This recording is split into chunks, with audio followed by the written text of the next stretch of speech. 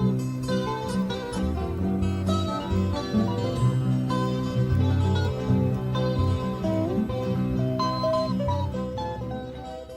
to episode 5 of Climate Islands, a podcast by UNDP Papua New Guinea.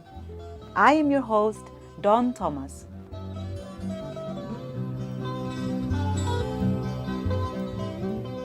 In this episode of Climate Islands, we talk to Ms Gretel Orake, project manager of the FREAGER Project, supporting investment in renewable energy to pave the way for energy services to be brought to more than 80% of Papua New Guinea's remote communities.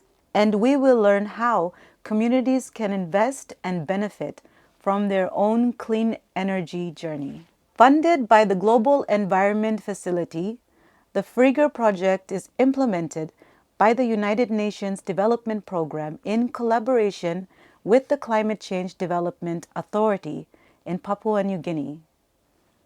FREAGER is an acronym that stands for Facilitating Renewable Energy and Energy Efficiency Applications for Greenhouse Gas Emission Reduction. This sustainable energy project aims to remove barriers in energy policy and regulations, demonstrate the benefits of renewable energy and energy efficiency, develop models to better finance renewable energy and energy efficiency solutions amongst communities. The project also claims to increase normative change on the use of renewable energy and energy efficiency among decision makers.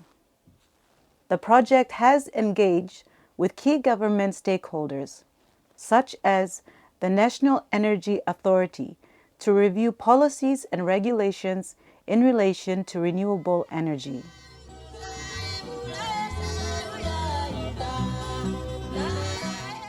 In early April 2022, Ms Gretel and her team handed over the PNG regulations for small power systems to the National Energy Authority.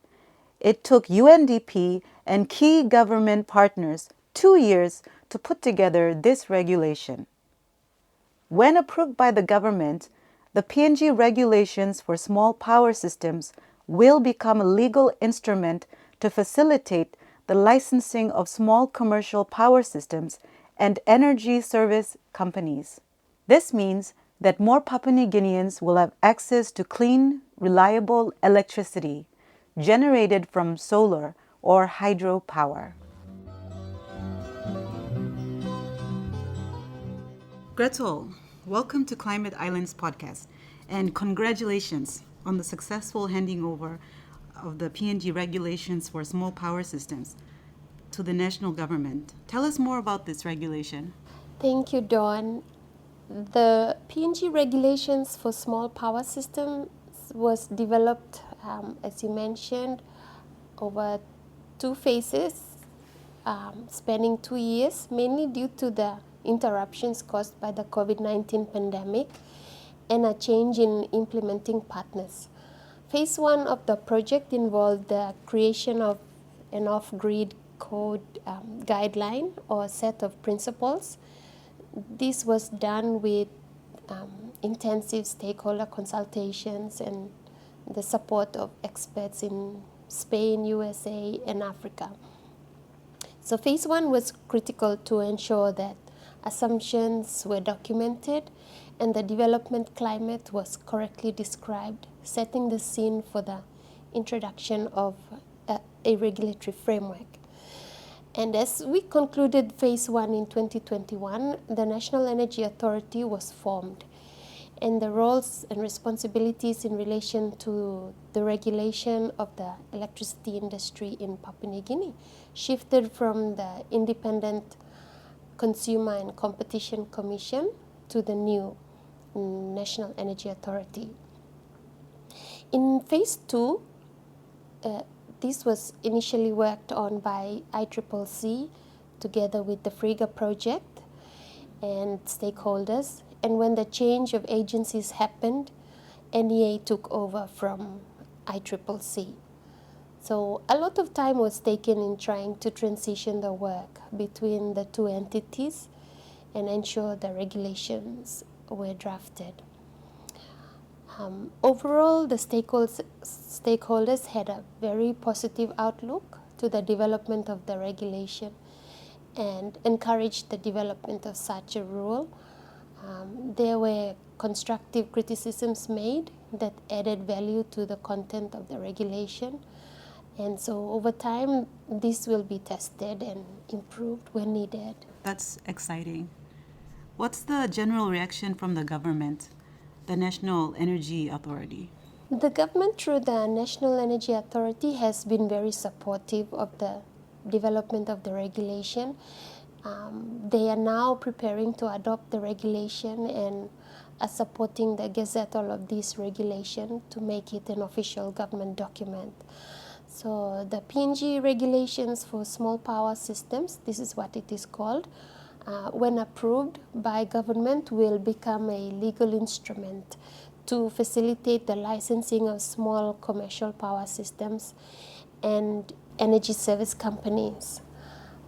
It outlines the requirements for a license application, the requirement for gaining community agreement as a prerequisite for licensing, and provides guidance to regulator, in this case the National Energy Authority, the communities that will be beneficiaries of the energy service, and the private company who is applying to get a license. Is it something that UNDP can be proud of?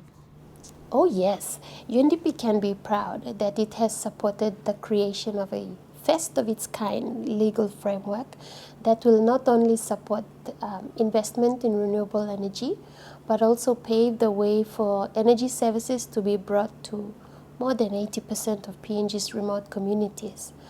It has provided a catalyst for the growth of the renewable energy industry and for improving local economies in Papua New Guinea.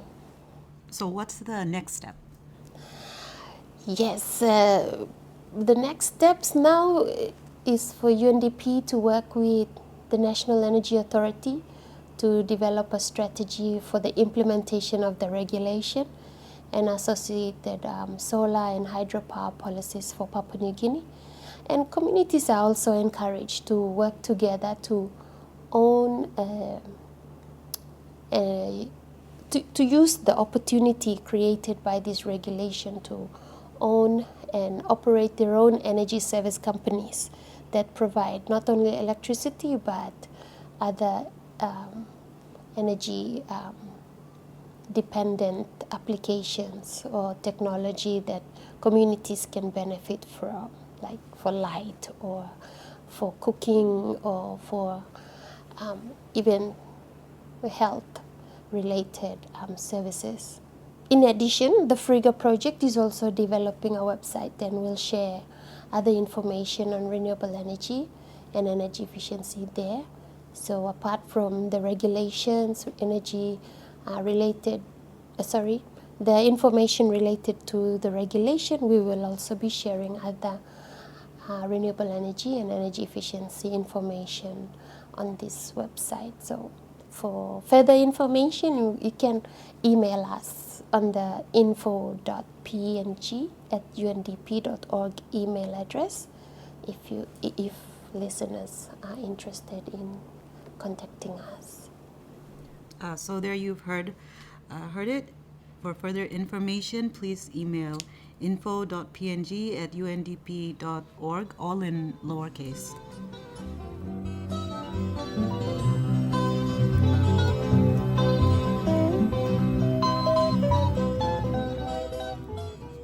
Thank you, Gretel, for taking the time out in your busy schedule to talk to Climate Islands podcast. It's much appreciated. It is indeed a milestone achievement, and let's hope that this paves the way for more Papua New Guineans to have access to clean, reliable electricity.